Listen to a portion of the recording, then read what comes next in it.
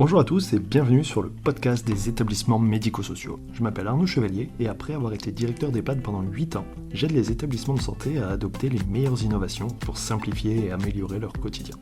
J'ai créé ce podcast pour partager les belles expériences portées par des gens passionnés. Avant de commencer, si vous appréciez ce podcast, vous pouvez vous abonner pour ne rater aucun épisode et encore mieux, mettre une note 5 étoiles sur Apple Podcast et le partager à vos collègues. Sur ce, bon épisode.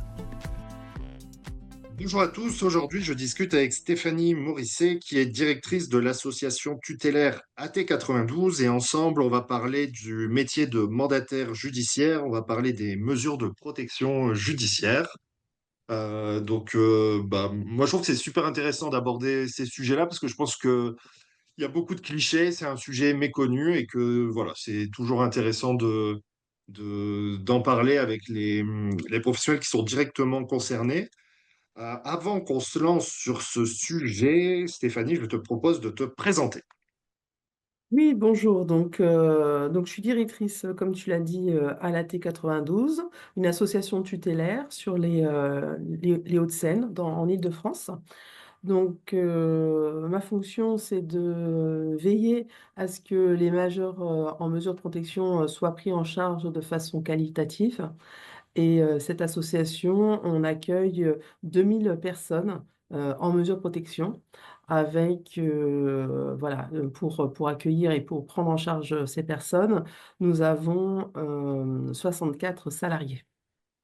Ok, ça fait un ratio pas mal quand même.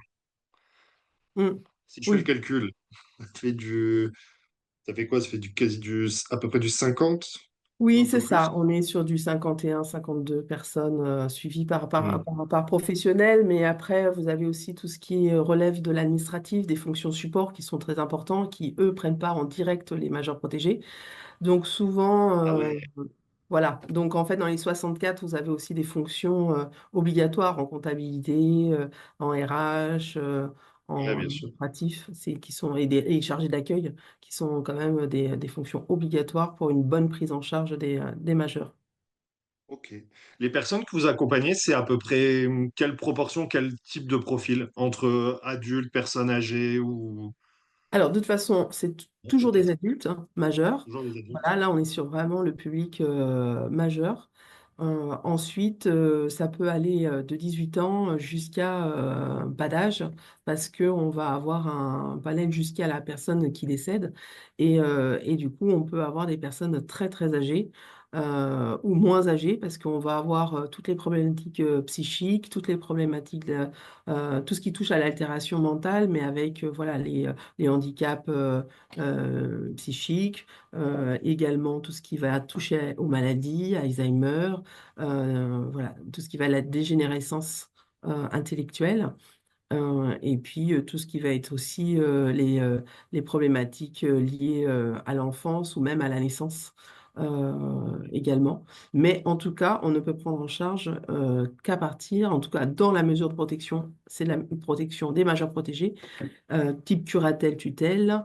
Dans ce cadre-là, c'est que pour les majeurs. Voilà, plus de 18 ans. Ok, parce que les enfants, techniquement, c'est l'autorité parentale. Et s'il n'y a pas de parents, ou alors des parents, Là, c'est eux-mêmes sous tutelle, c'est comment la ça va? partie ASE. C'est la partie C'est ASE. les eux qui gèrent. Ok. Voilà, c'est l'ASE qui gère. Et effectivement, après, voilà, quand il y a une majorité, bon, souvent ces jeunes-là arrivent plutôt à l'âge de 21 ans parce qu'il y a quand même un parcours qui est pris en Hmm. charge jusqu'à 21 ans et ils nous arrivent après. Ok. Et du coup, la proportion par rapport à un public personnes âgées, on va dire personnes âgées dépendantes, proches EHPAD, c'est majoritaire ou minoritaire? Non, c'est majoritaire. C'est majoritaire. Majoritaire. C'est majoritaire. Voilà, on va toucher tout un public qui va être de plus en plus à domicile. Voilà, Mhm. donc le maintien à domicile est de plus en plus travaillé, voilà, par les services sociaux, les hôpitaux. Mais il y a quand même une bonne partie en EHPAD. Voilà, Ouais. donc nous avons un travail de réseau sur les EHPAD du territoire. Et nous avons fait le choix au sein de la structure de mettre des référents au sein des EHPAD afin de pouvoir avoir la meilleure connaissance de l'organisation de la structure pour accompagner les majeurs qui Mm. seraient en mesure de protection suivis par la T92, par exemple. Donc, on Ok. peut avoir des mandataires. Bon, eux, ils vont être plus sur une prise en charge à 80 personnes. Voilà, c'est un projet voilà, qu'on a de diminuer afin qu'on puisse proposer la même qualité de service de l'accompagnement à la personne. Voilà. Mais donc le fait déjà de mettre en place des référents établissements, ça permet une meilleure connaissance du fonctionnement de l'établissement, de pouvoir, quand on vient voir un majeur, ben, on va aussi rencontrer les autres personnes. Mm. Donc on peut se retrouver avec une dizaine de personnes à rencontrer dans la journée, avec les proches, des familles des fois aussi, et les soignants autour de la personne pour évaluer les besoins et puis vérifier voilà, que la personne, elle se sente bien dans l'établissement et que ses droits sont respectés. Ok, ça marche. Je me pose la question, est-ce que pour vous, vous dites que c'est plus facile d'accompagner quelqu'un qui est en EHPAD ou à domicile? Ou c'est pareil? Ah non, c'est deux façons de travailler, c'est autrement. C'est pas la même chose, c'est Mm. pas plus difficile. Voilà, ce qui est difficile dans ce métier, c'est de prioriser l'ensemble des priorités et donner Ouais, des impératifs. Donc c'est plutôt la masse, voilà, et la masse de tout ce qui est à faire, mais surtout les obligations que d'autres métiers n'ont pas. Voilà. Et du coup, il y a une nécessité d'une connaissance variée, importante. Donc, on va toucher le patrimoine, on va toucher le droit de la famille, on va toucher le droit civil. Des fois, on touche le droit pénal également. Donc, le droit social, le droit du territoire aussi. Donc ouais, voilà, donc ça nécessite, ce qui est compliqué, c'est d'acquérir autant de connaissances parce qu'on a un public très varié. Voilà, ouais. et avec des Puis des besoins. règles qui peuvent changer aussi au fur et à mesure, donc il faut se réadapter. Je vois bien le... Le turnover, les équipes, les professionnels qui changent? Les règles du jeu qui changent, les Ah, lois, oui, les oui, oui. textes et tout ça. Ah Entre oui, autres que les ah oui. équipes. Ah oui, oui, pardon, je comprenais pas. Oui, oui, oui, oui, ça bouge. Oui, oui, oui, oui, il y a pas mal de décrets qui sortent souvent. Oui. Oui, on est toujours obligé d'avoir une veille juridique importante, ça c'est sûr. Ouais. Et en même temps, tu disais turnover des équipes. Est-ce que vous avez, comme dans les métiers santé, social, accompagnement, une difficulté de recrutement des gens qui se détournent de ces métiers? Alors on est moins impacté. Ouais, Que dans le social. On l'est, mais beaucoup moins. Les équipes sont des équipes qui ont voilà, des professionnels qui restent sur à peu près 2 3 ans, ça c'est la majorité.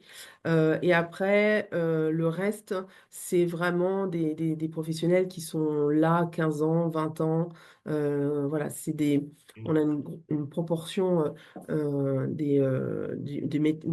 les mandataires, quand ils se sont engagés dans ce métier, ils ont du mal à en sortir parce que pour aller trouver cette adrénaline qu'il y a de gestion dans des journées qui peuvent être variées, très variées, avec des mm, connaissances, et puis on a toujours cet apprentissage, du coup, au fur et à mesure, en fonction des situations, en fonction des professionnels qu'on rencontre.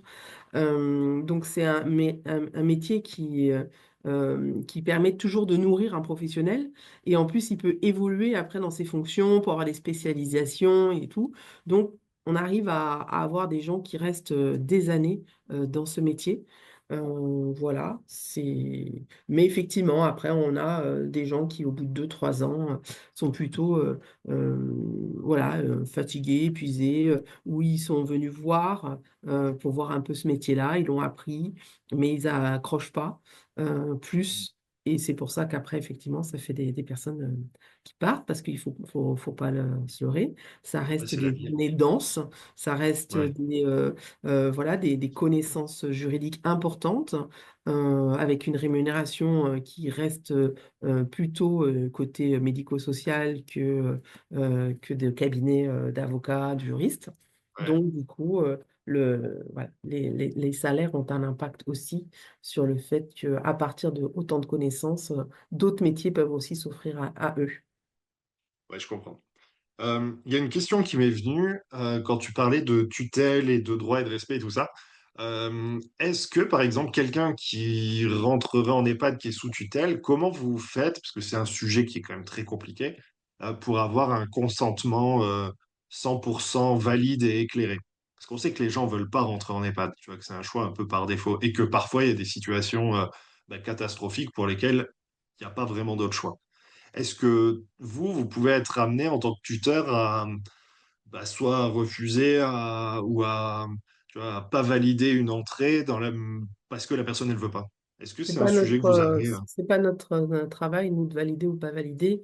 Nous, on doit apporter dans ce cadre-là, dans le cadre d'une tutelle, si on pense que c'est effectivement pour la sécurité de la personne et la personne, par exemple, souvent c'est ces situations-là, des personnes qui, quand elles sont à domicile, sont désorientées dès qu'elles sortent de chez elles, qu'elles se ils se mettent en danger désignent, carrément, elles hein, se tu vois, mettent sur en lequel il n'y a pas de danger. sujet. Voilà, on signale au juge.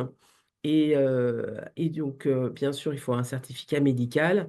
C'est le médecin Une validation va, médicale, on est OK, voilà, de l'établissement. qui va permettre de dire que la personne ne peut pas rester à son domicile. Et ensuite, c'est le juge Ouais. qui va trancher parce qu'il y a un désaccord entre ce que le souhait de la personne et ce que le mandataire donne comme indicateur de danger pour la personne. Voilà. Mais c'est vraiment dans des cas extrêmes de danger. Sinon, la priorité, c'est au choix de la personne et c'est pas forcément relié à des problématiques d'argent, des choses comme ça.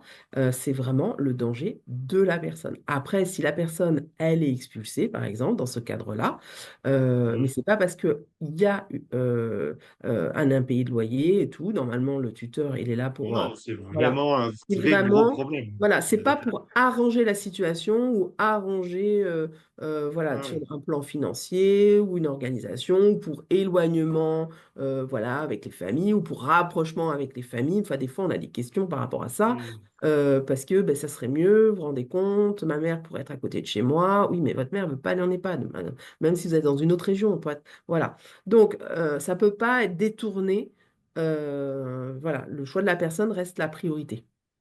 Ouais, d'accord. Mais du coup, s'il y a vraiment une problématique de sécurité, vous passez par le juge pour trancher en cas de Ça, si, c'est si vous ça. n'êtes pas Mm. si vous êtes pas d'accord là-dessus, quoi. Ok. Voilà, et ça c'est souvent ce qui est pas bien compris. On pense que le tuteur a tous les droits, ce qui n'est pas Pour du les tout le cas, pouvoirs.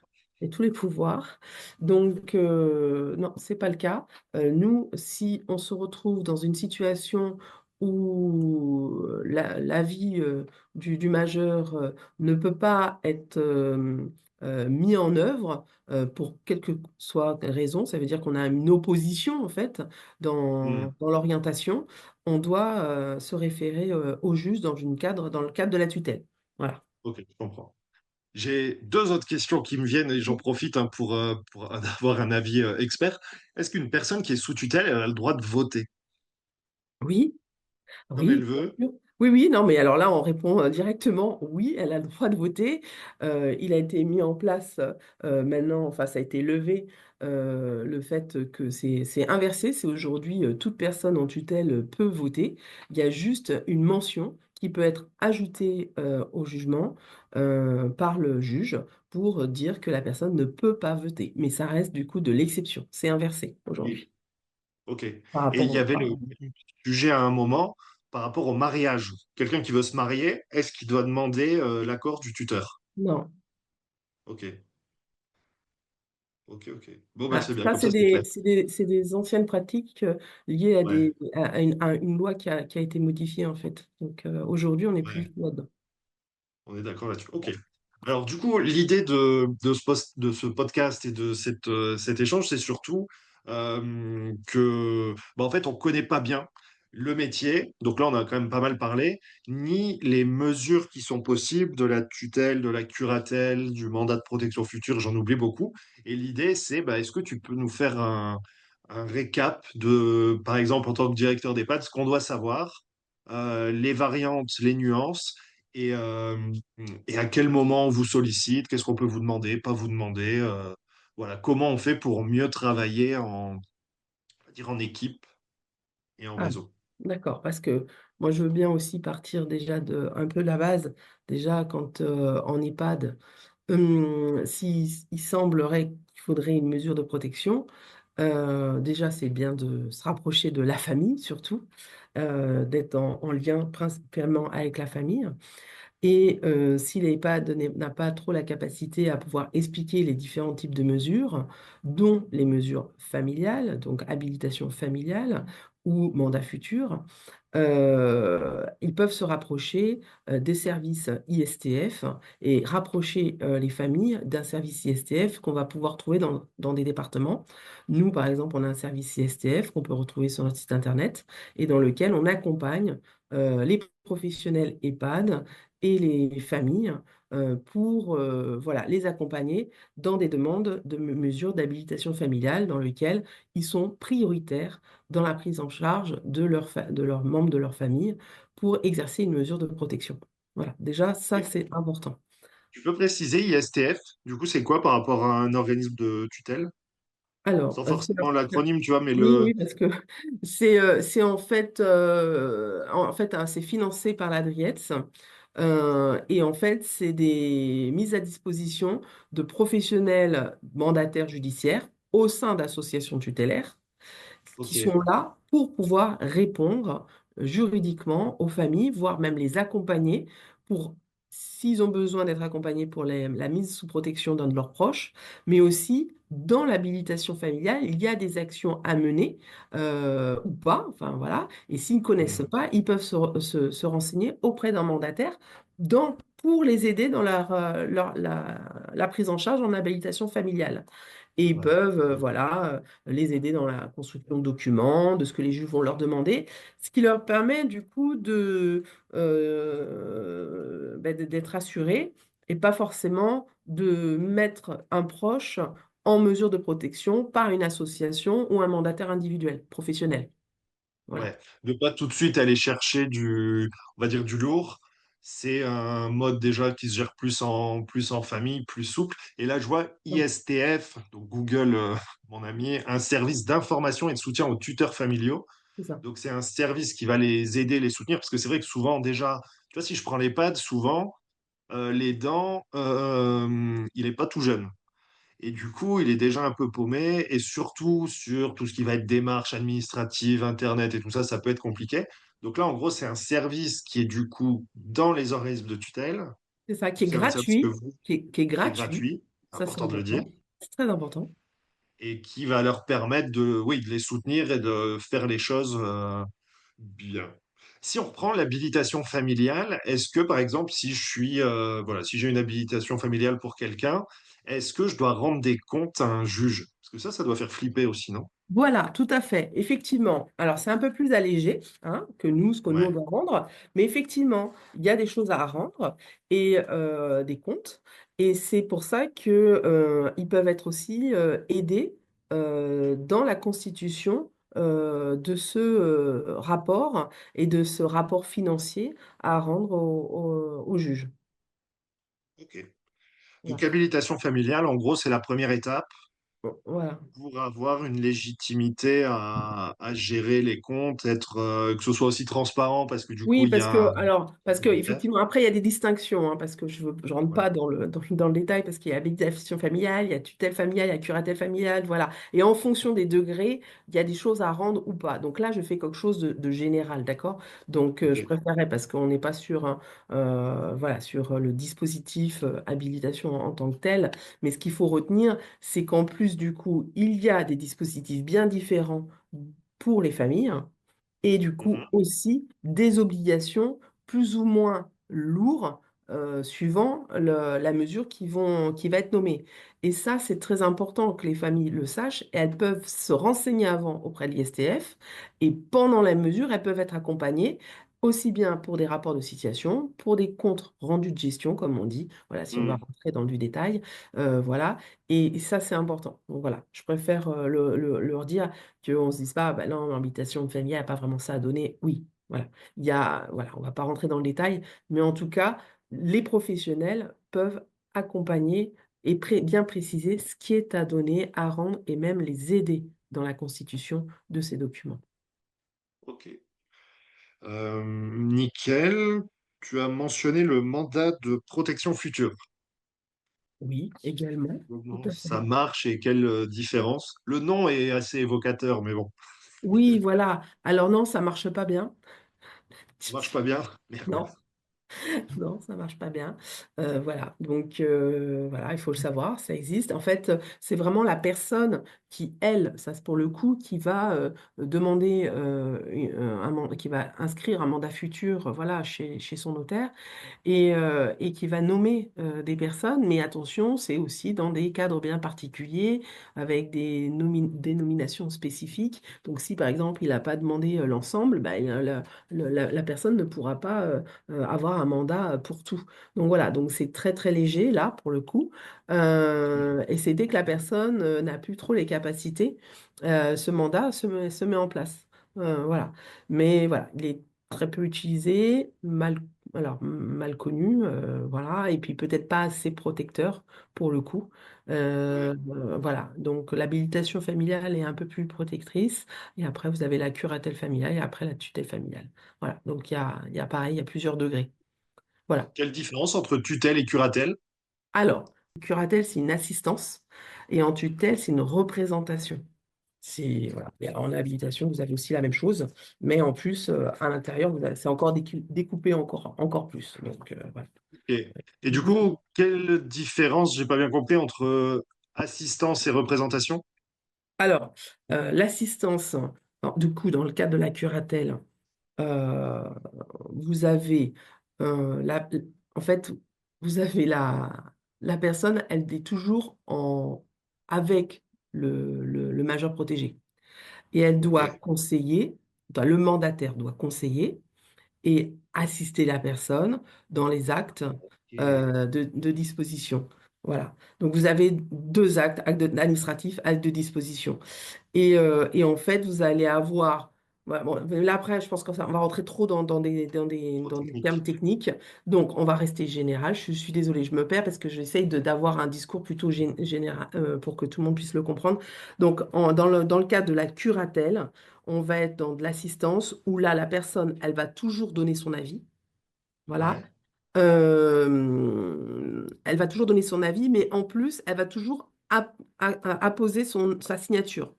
Alors, on va Ouais, ok. toujours avoir voilà, son aval et sa signature dans les actes. Voilà. Alors, Ok. je mets aussi un bémol parce que dans les associations comme nous, voilà, ou avec des grosses structures, doutez bien qu'en plus aujourd'hui, beaucoup de choses se fait en numérique et que en Hmm. numérique, il n'y a pas les doubles signatures possibles. Donc, on va valider certains actes, mais sous couvert que sinon il peut y avoir rupture de droit. Donc là, on est couvert dans le cadre qu'on doit maintenir au mieux le patrimoine des personnes et les ressources des personnes. Donc voilà. Mais sinon, on doit toujours accoler leur signature, leur engagement, leur accord.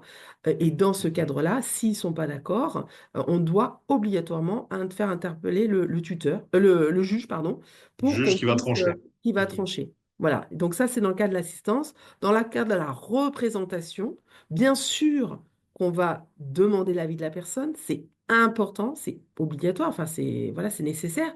Par contre, on va la représenter Hmm. au niveau voilà, au niveau du civil, en pénal, on va faire une délégation de représentation par un avocat, voilà. Et là, on est nous présents et on signe. Et si la personne n'est pas présente, Ouais, euh, ok. on On la prend la... représente, on prend la Du main. coup, la Et c'est vraiment la représentation, c'est la tutelle. tutelle. La C'est représentation, ça. c'est la tutelle. C'est la mesure la plus lourde. Ouais, je comprends. Alors j'imagine que la difficulté, parce que du coup c'est très clair vu comme ça, en fait, c'est bah J'espère. j'ai finalement quelques difficultés, j'ai quelqu'un qui m'aide, j'ai beaucoup de difficultés, j'ai quelqu'un qui prend le relais. C'est ça. Chez la personne âgée, et même pas que, le problème, j'imagine, c'est comment vous faites quand bah, en fait je suis assisté, mais ma situation a évolué et du coup j'ai beaucoup de mal à participer. En fait, c'est la jonction entre curatelle et tutelle et comment on gère ça? Parce que là, c'est plus vous qui êtes concerné, en fait, mais du coup, comment vous gérez ça? Eh ben, si on voit qu'il y a trop d'impact, hein, c'est-à-dire que ça va aller en sa défaveur, c'est-à-dire que là, il faut vraiment qu'on la représente, parce que le fait de plus pouvoir venir, plus pouvoir, enfin, après, on peut mettre en place des déplacements, des véhicules, voilà, mais si euh, on a vraiment des incapacités à se positionner sur plusieurs axes et que ça la met en danger parce que du coup, les décisions ne se prennent pas, Ouais. ben là, on fait une demande d'aggravation de mesure et on passe en tutelle, mais avec un certificat circonstancié, on repart avec une audience et on fait une demande Mhm. d'aggravation de mesure. Ok. Mais vraiment, c'est pareil, c'est comme l'histoire de la rentrée en EHPAD, c'est vraiment pris quand vraiment c'est plus possible et que ça met vraiment la personne Mhm. trop en danger, parce que sinon, c'est pas parce que les personnes n'ont pas certaines capacités de faire ou de se déplacer, on doit tout mettre en œuvre pour que la personne, elle puisse, par exemple, si on a des actes à signer chez le notaire, et que c'est trop long pour elle, on va quand même pas passer la représentation pour ça, mais par contre, on va bien indiquer au notaire que dans cette partie-là, au vu de toute la fratrie, de tous les passages et tout, on va écourter, on va leur demander au notaire voilà, de faire plus court pour que notre majeur, ben, il va pas tenir, il va tenir à peine 1 heure et pas 3 heures, et Mhm. voilà, et de passer ces actes-là au moment où il a besoin d'entendre ce qu'il a nécessaire d'entendre et de donner son accord pour que, on puisse s'adapter. Donc voilà, on trouve des moyens aussi d'adapter parce que ça serait dommage après dans la vie courante, il n'a pas besoin d'une tutelle. Voilà, c'est juste que euh, une succession de familles nombreuses, ça peut, voilà, ça peut être des heures et des heures. Et on va être plutôt sur la dernière acte où là, il a vraiment besoin de sa présence. Voilà. Ouais, je comprends. Ok, c'est clair. En gros, ce que tu disais aussi, c'est que ce qui est important, c'est justement d'éviter d'aller sur des mesures qui sont un petit peu trop lourdes et trop importantes et du coup moins pertinentes. Et si je comprends bien, est-ce qu'il n'y a pas aussi une logique d'encombrement des services tutélaire, voilà, avec peut-être trop de demandes pour des sujets pour lesquels en fait la famille pourrait très bien gérer. Et que du coup, il y a une problématique d'orientation et de d'information sur tout ce qui peut être modèle pour les familles. Oui, alors, tout à fait. En termes de charge de travail et d'organisation, il y a énormément de choses. Quand on collabore avec les familles, les proches aidants, hein, je voudrais élargir Hmm, même, parce qu'il y a des proches qui sont aidants ouais, aux personnes. Et plus on est dans la collaboration et dans l'élaboration des besoins de la personne, mieux c'est. Par contre, il faut savoir, et ça c'est très méconnu, il est possible d'être subrogé curateur. Et là, ça donne une place à la personne dans la mesure de protection. Voilà. Ça aussi, c'est très mal connu.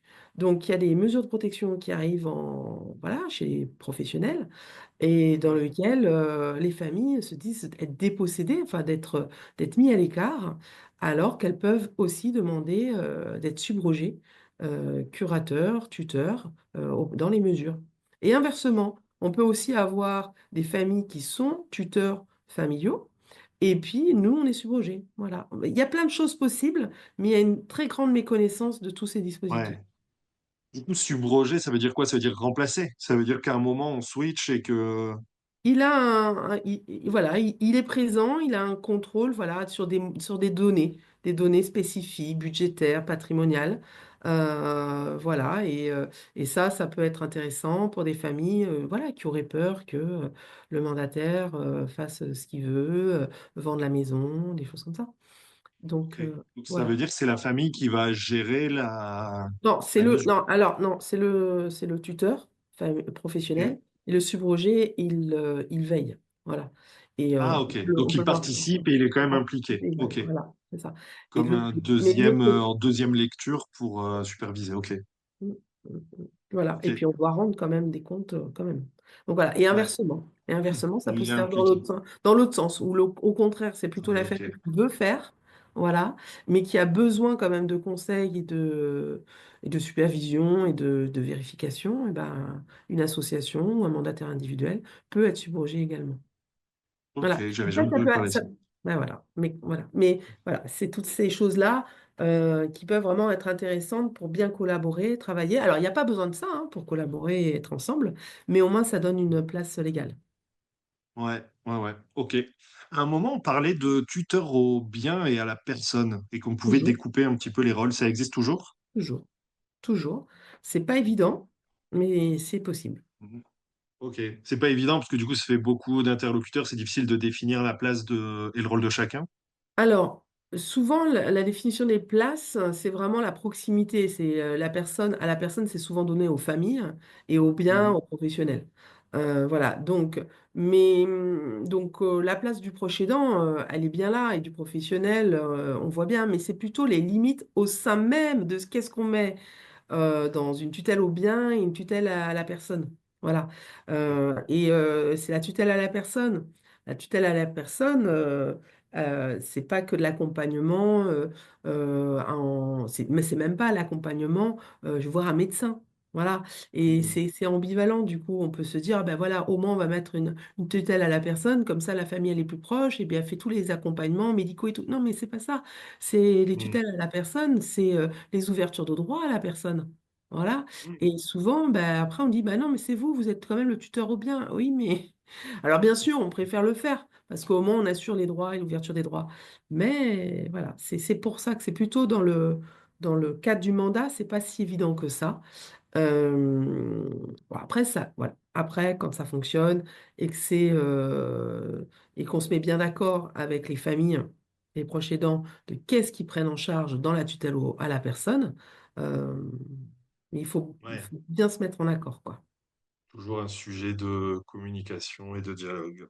Oui, et puis Euh, bah, si vous avez plutôt une approche plutôt sociale, ben, vous allez le traduire d'une certaine manière. Si vous avez plus une approche juridique, voilà, exactement ce que le Code civil dit, bah, du coup, c'est là où il peut y avoir des mésententes.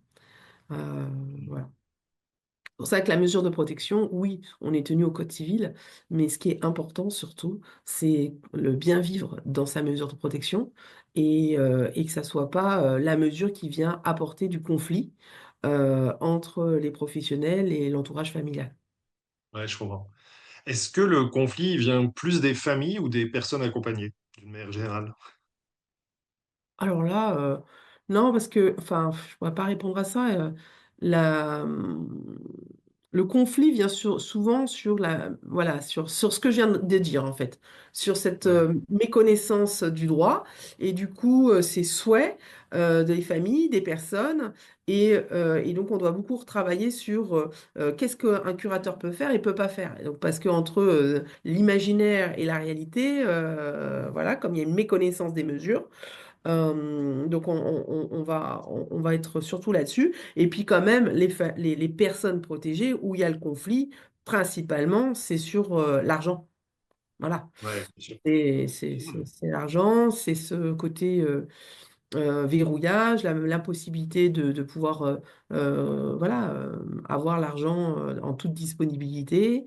Donc là, c'est pareil, c'est un travail important à faire avec les personnes, se mettre en Mm. accord, passer les factures obligatoires, ce qui n'était peut-être pas fait avant aussi. Donc, Mm. du coup, vous passez d'une ressource de loisirs peut-être voilà, à vous diviser par deux cette ressource, alors que c'est pas parce que on prend l'argent, c'est qu'on l'utilise pour payer les factures et pour éviter de perdre le toit. Voilà. Ouais, ouais, ouais. Voilà, donc là, voilà, le conflit va être souvent sur la partie argent et la Ouais, frustration sur de les ne pas choix. pouvoir disposer de tout ce la personne souhaiterait disposer.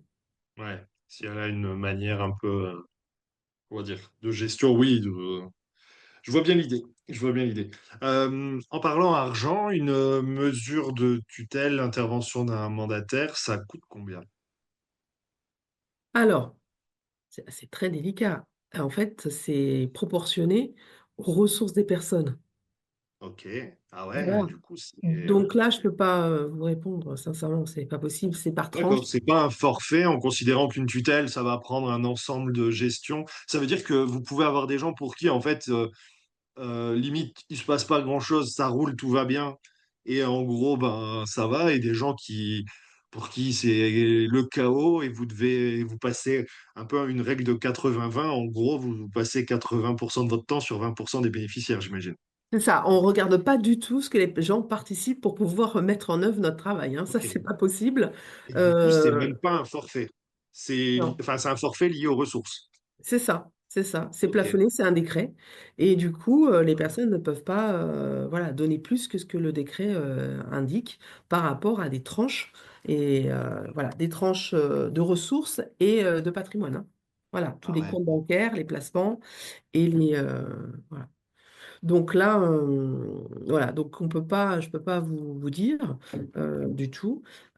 Après, il faut savoir que seule la participation du majeur ne paye pas l'ensemble du service qui est rendu. L'État finance. Voilà. Ok. Voilà. Intéressant. Aussi bien les Intéressant parce mandataires que. individuels que associatifs, hein. Donc c'est une Ouais. participation, hein. Ok. C'est pas un financement total, hein. C'est une Ok. participation.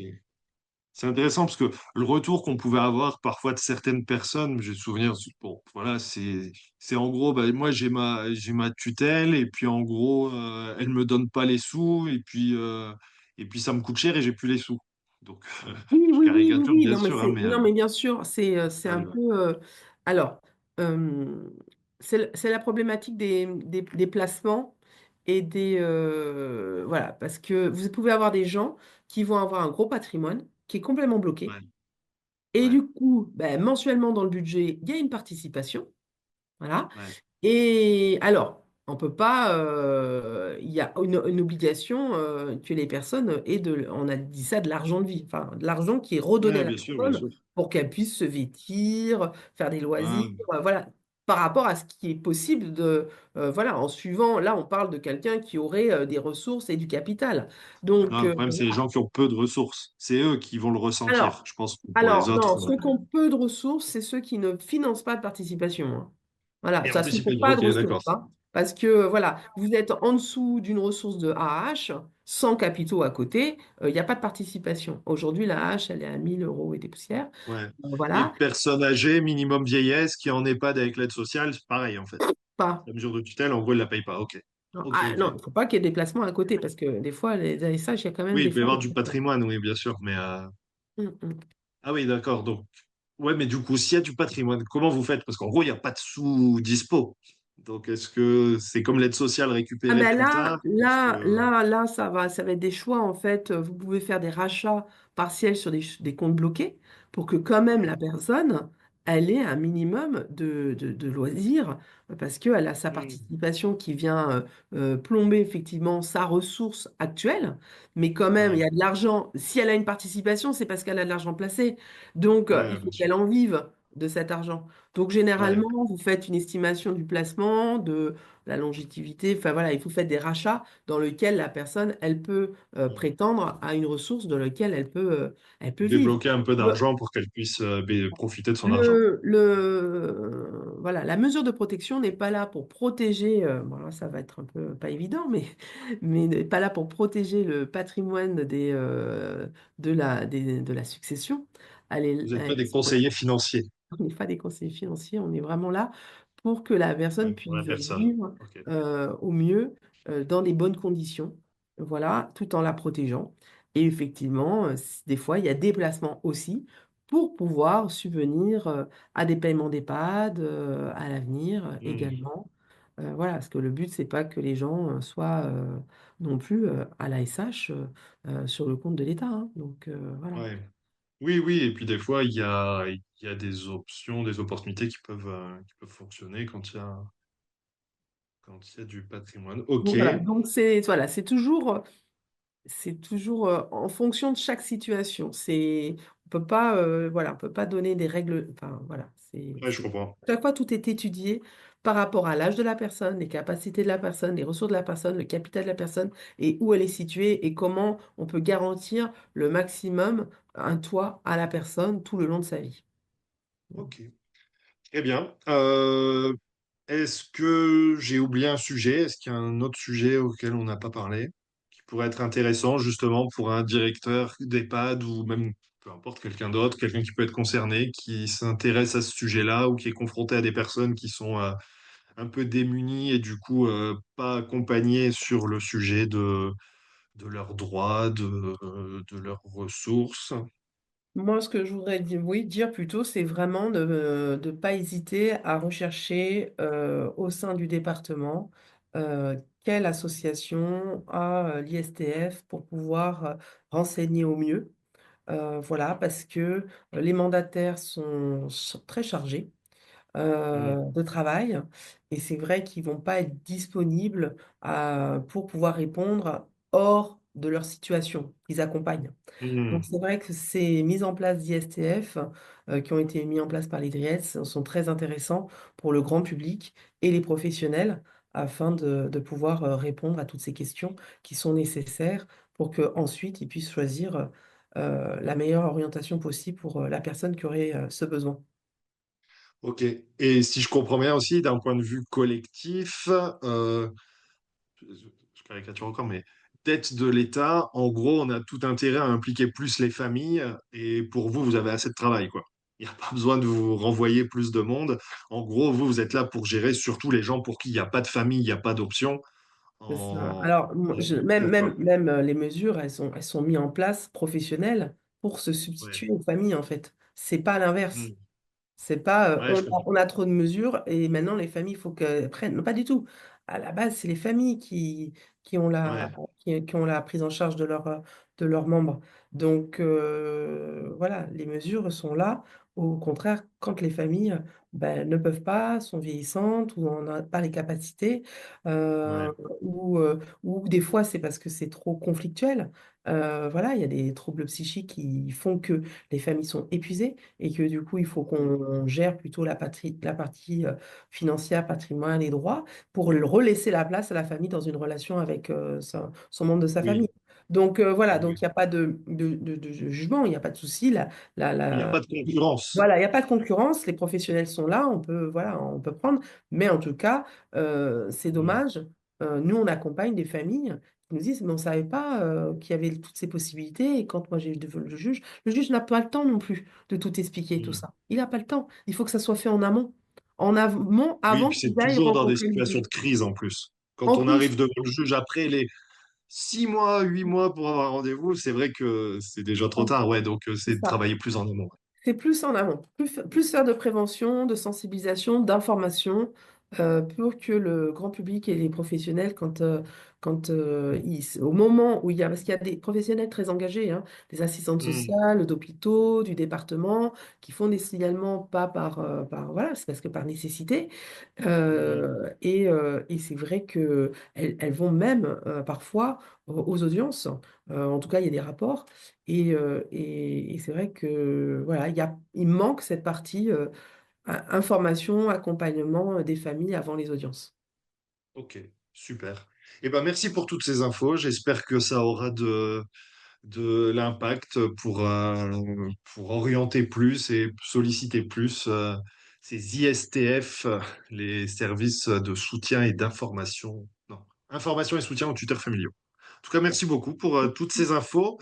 Tu nous disais, vous avez fait un site internet qui explique tout ça pour en savoir plus Oui, ou tout à fait. regarder dessus. AT92, un site internet, Ok. et également pour l'ISTF, il y a une vidéo sur YouTube. Ok, super. Et ben, on va partager tout ça. Merci encore et puis ben, à bientôt. Merci. Merci d'avoir écouté l'épisode jusqu'au bout, j'espère que le sujet vous a plu et qu'il vous inspirera. Pour m'aider à faire connaître le podcast, abonnez-vous sur votre plateforme d'écoute préférée ou notez-le et partagez-le sur vos réseaux sociaux. N'hésitez pas à me contacter sur LinkedIn pour toute remarque ou proposition de sujet. Bonne journée et à bientôt sur le podcast des établissements médico-sociaux.